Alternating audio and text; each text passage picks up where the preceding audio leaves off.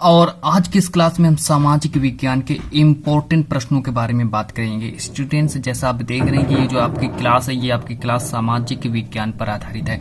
और आज की इस क्लास में हम क्लास 10th सामाजिक विज्ञान के महत्वपूर्ण प्रश्नों के बारे में बात कर लेते हैं। पहले हम ये एक टाइम टेबल देख लेते हैं स्टूडेंट्स। ये आपका डेली का टाइम टेबल रहेगा, मतलब डेली का आपका टाइम टेबल रहेगा, जिसमें स्टूडेंट्स आपको यहाँ पर डेली शाम को 4 बजे आपको 3 वीडियो मेरे देखने को मिलेंगे, जिसमें स्टूडेंट्स आपकी हिंदी के महत्वपूर्ण प्रश्नोत्तर होंगे और सामाजिक विज्ञान के महत्वपूर्ण प्रश्नोत्तर होंगे और विज्ञान के महत्वपूर्ण प्रश्नोत्तर होंगे। तो स्टूडेंट्स, इन तीनों क्लासों को देखने के लिए आपको स्टूडेंट्स डेली शाम को 4 बजे मेरी इन क्लासों को देखना पड़ेगा स्टूडेंट्स, क्योंकि मैं डेली शाम को 4 बजे इन क्लासों को डालता रहूंगा। आप लोग स्टूडेंट्स इन प्रश्नों को पढ़कर आप एक अच्छी तैयारी कर सकते हैं। तो स्टूडेंट, चलिए बढ़ते हैं। प्रश्न नंबर नेक्स्ट क्या है मेरा, चलिए प्रश्न नंबर 2 के बारे में बात करते हैं। प्रश्न नंबर 1 देख लेते हैं कि धर्मनिरपेक्षता से क्या तात्पर्य है। अब देखिए, धर्मनिरपेक्षता क्या होता है, और बेसिकली हम आपको ये समझाते हैं कि जो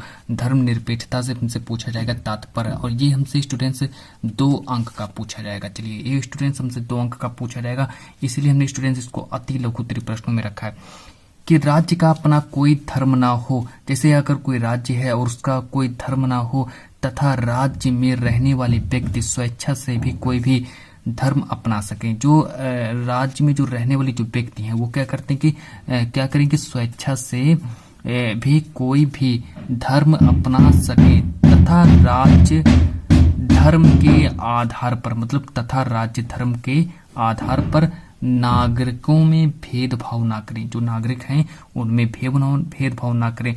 तो यह मेरी स्थिति क्या कहलाती है, यह मेरी स्थिति धर्मनिरपेक्षता कहलाती है। ये देखिए, आपका एक प्रश्न कंप्लीट हो चुका है कि धर्मनिरपेक्षता क्या है।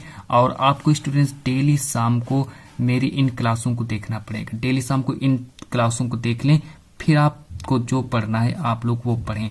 इसमें मैं स्टूडेंट्स आपको मना भी नहीं करते हैं कि स्टूडेंट्स आप मेरी इन 3 क्लासों को पहले जरूर देखिएगा, फिर आपको स्टूडेंट्स और किसी भी क्लास को अगर देखना है तो आप लोग देख लीजिएगा।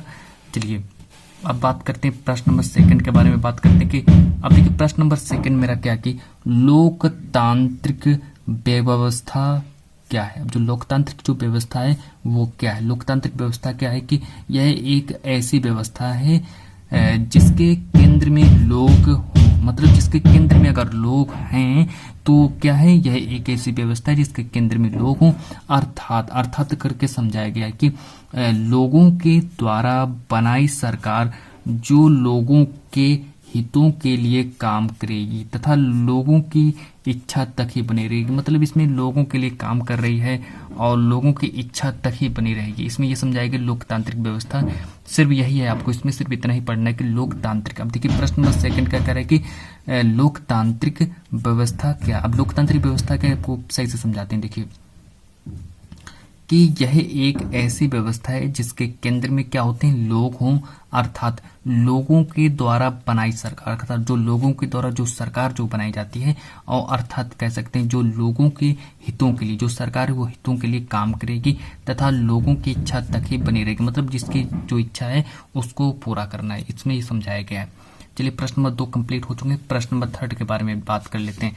अब देखिए प्रश्न नंबर 3 मेरा क्या है कि एक अच्छे लोकतंत्र को किस प्रकार परिभाषित किया जा सकता है।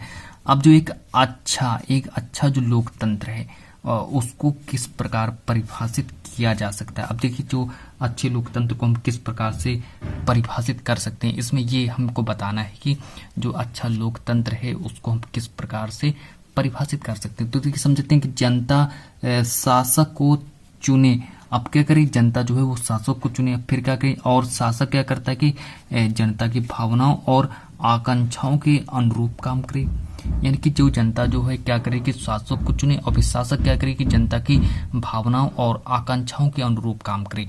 तो इसमें ये बताया गया है। और ये जो प्रश्न है कि एक अच्छे लोकतंत्र को किस प्रकार परिभाषित किया जा सकता है, तो इसका आंसर क्या हो जाएगा कि जनता शासक को चुने और शासक जनता की भावनाओं और आकांक्षाओं के अनुरूप काम करे। इतना आपको समझ लेना है। अब चलिए बढ़ते हैं प्रश्न नंबर 4 की ओर। प्रश्न नंबर 3 हमने कंप्लीट करा चुके हैं और प्रश्न नंबर 3 तक हम बात कर चुके हैं। चलिए प्रश्न नंबर 3 तक हम बात कर चुके हैं। अब देखिए प्रश्न नंबर 3 तक हम बात कर चुके। प्रश्न नंबर मेरा था कि फर्स्ट था कि धर्मनिरपेक्षता से क्या तात्पर्य है। प्रश्न नंबर जो मेरा सेकंड था कि लोकतंत्र व्यवस्था क्या है, लोकतांत्रिक व्यवस्था क्या है। प्रश्न नंबर थर्ड के बारे में मैंने बात किया कि एक अच्छे लोकतंत्र को किस प्रकार परिभाषित किया जा सकता है। अब देखिए प्रश्न नंबर फोर्थ देख लेते हैं। जो मेरा प्रश्न नंबर जो फोर्थ है, प्रश्न नंबर फोर्थ देख लेते हैं कि भारत के द्वारा, अब देखिए भारत के द्वारा निर्यात की जाने वाली, भारत क्या निर्यात करता है, किन किन वस्तुओं को निर्यात करता है, उनके नाम लिखने। अब देखिए भारत के द्वारा निर्यात की जाने वाली वस्तुओं के नाम बताओ। अब देखिए भारत क्या करता है, भारत द्वारा निर्यात की जाने वाली वस्तुओं जैसे कि जूट हो गया। अब जूट के समान आप चाय को भी निर्यात कर सकते हैं, चाय मैग्नीज को निर्यात कर सकते हैं, लोहे को निर्यात कर सकते हैं, तंबाकू को निर्यात कर सकते हैं, आदि प्रमुख हैं। सिर्फ इतना आपको बताया गया कि भारत द्वारा निर्यात की जाने वाली वस्तुओं में जूट के समान चाय, मैंगनीज, लोहा, तंबाकू आदि को आप निर्यात कर सकते हैं। सिर्फ आप तो इतना ही लिख देना है और स्टूडेंट्स आपको पूरे के पूरे मार्क्स मिल जाएंगे। तो ये स्टूडेंट जो आपकी क्लास थी, ये आपकी जो क्लास थी ये किस पर आधारित थी, सामाजिक विज्ञान पर आधारित थी। तो चलिए आज की इस क्लास को इतना ही रखते हैं, मिलते हैं नेक्स्ट वीडियो में। बने रहिए स्टूडेंट्स डेली शाम को 4 बजे।